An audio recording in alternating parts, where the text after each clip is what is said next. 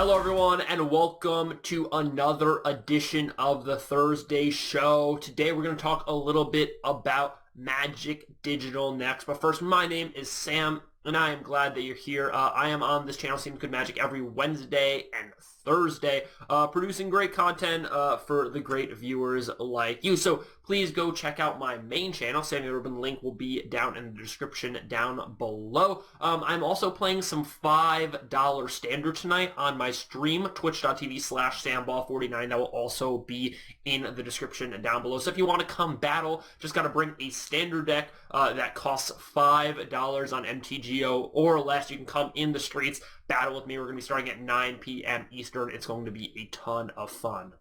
So first, a quick background on Magic's online and digital products and what they can and cannot do. So Duels of the Planeswalkers is Magic's like a supplementary / intro product for new beginning casual players. And it looks a lot like Hearthstone.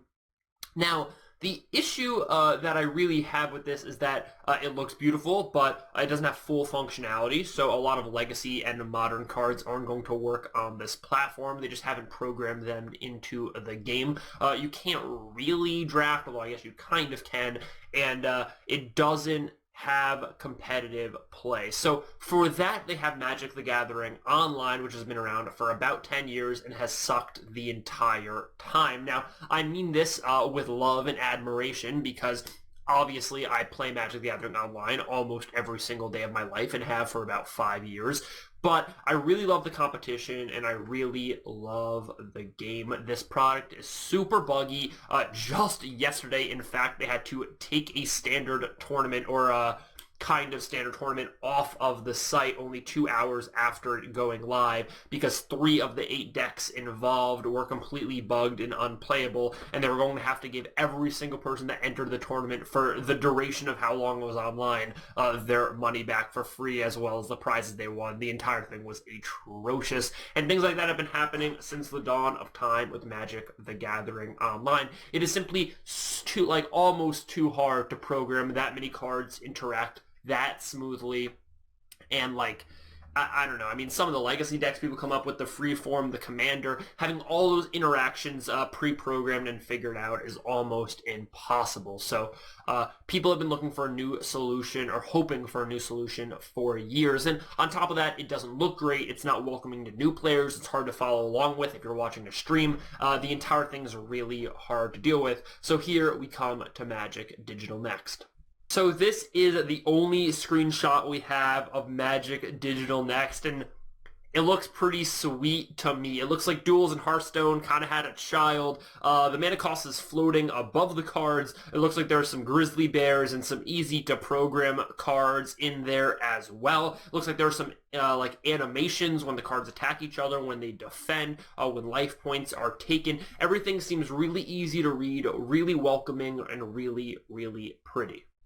Now, my primary concern with this is how are we going to get to play Modern and Legacy on this thing. Standard, I totally understand. You just design cards with this in mind, so that way, like, RD would no longer be designing crazy cards like Possibility Storm, but anyways, I mean, I think this is doable, right? You just start with having only draft for maybe a few sets, or maybe you've already thought about this and we can have standard right now, or maybe we just have to wait a year and a half for standard. No big deal, no big deal. But I think the most important aspect of this is that it's free, it's easy to learn, and that you can go the entire gamut. You can run the whole thing. So you can start out as a new player, and then in a year and a half or 2 years, or however long it takes you to get really good at Magic, you can be playing Owen Turtenwald in the finals of a PTQ, and your rating is higher than his, or something like that. Now, for this to happen, it requires 2 things that I've been getting a lot of questions about. Having possible ratings and how you're going to pay and buy for decks and enter tournaments. Now, the ratings thing is fairly easy. They use the ELO system now. Hearthstone and League of Legends use a slightly different kind of system where it's basically ELO in that the better players you beat, the higher your rating gets. But as you get higher and higher, you're only playing people like kind of around-ish your level. Like if you're very, very good, you're not going to be playing beginners, so beginners don't get crushed. And if you're a beginner, et cetera, et cetera. And you keep getting up and up and up, and there are different levels of like legendary and things like that for people to be happy about. And I guess you get things from those levels. And that's definitely something that could work with Magic, right? I mean, Magic the Gathering Online right now in the draft queues, there are over 8,000 entries. So there are definitely enough people playing to have different levels of competition happening without having to sign up for like an intermediate draft league, a competitive draft league, et cetera, et cetera. That's the easy part. Money is harder.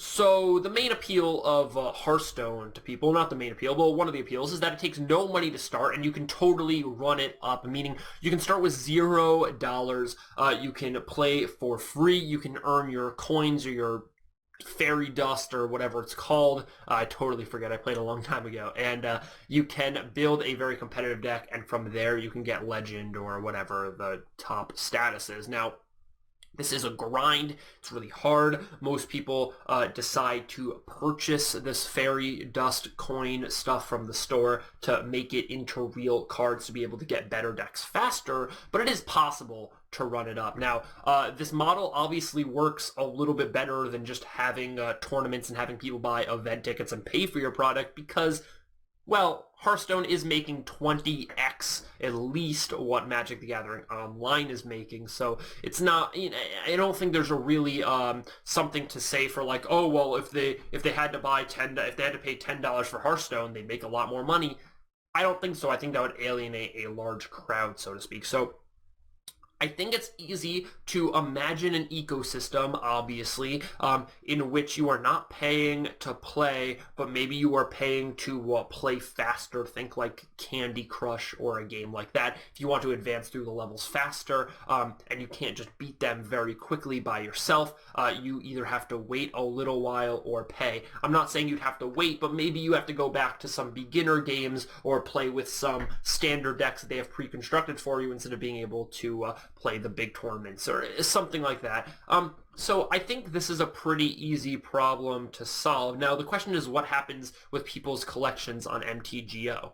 I've been getting a lot of questions like, Sam, should I buy into MTGO now when Magic Digital Next is coming out, and things like that, and I've been thinking the same thing. Now, what I have to say is that there are two easy ways to handle it. One is just convert everyone's product over, which sucks because then the point I just made about it having to be free to attract a whole new customer base is out the window, because if Snapcaster Mages are $50 on Magic Digital Next, we're not going to really be able to attract a new player pool, right? Because then packs are going to have to cost money, drafts are still going to be $12, it's going to be a nightmare.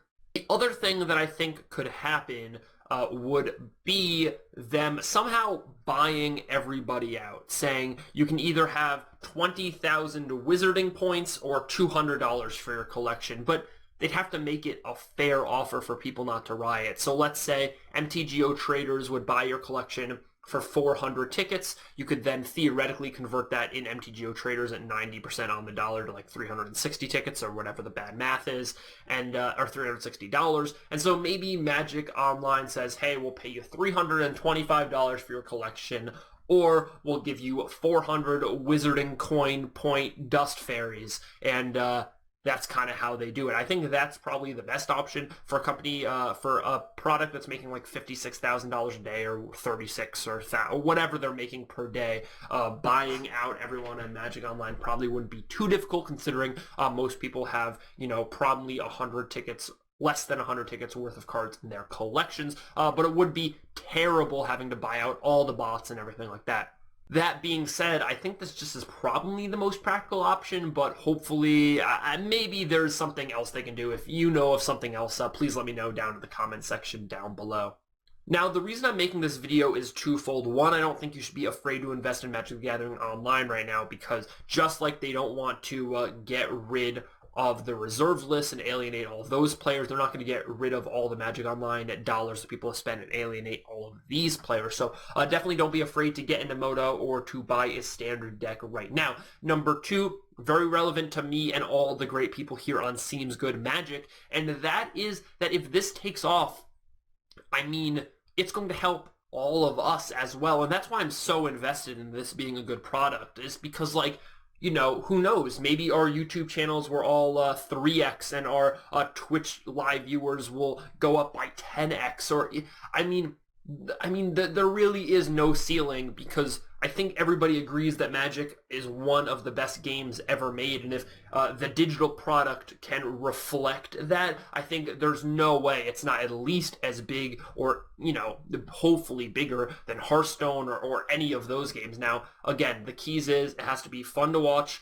People have to be able to watch it who have no prior experience in the game. I think most of my family would rather, like, clean the house or wash the car rather than, like, watching the Magic the Gathering Pro Tour or an SCG or something like that. So it has to be kind of fun to watch. You're going to have to do some work on the casters and get that crew up to snuff and everything like that. But if it's fun to watch and new players can interact with it easily and play the game for free and really get hooked like we all did at our first FNM or playing our first intro deck, then I think this has a lot of room to run. Thank you so much for watching. I know it was a little long of a video today, but I'm glad that you stuck it out with me. Please go check out my main channel, Samuel Rubin, link in the description down below. We are doing great things over there. And SeemsGoodMagic, like this video, sub to the channel, give them all the love you possibly can, because they produce great content like 5 to 6 days a week. So thank you so much.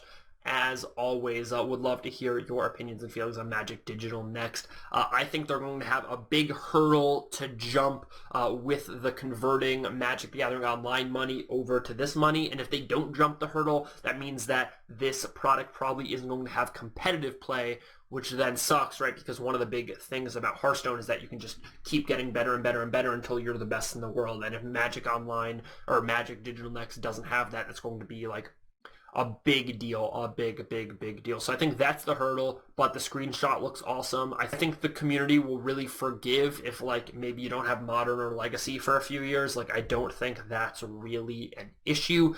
Just having, like, Standard, Seal, and Draft would be plenty fine for everyone, as long as all the Pro Tours remain standard and most GPs remain limited or standard. So these are all hurdles they can really jump.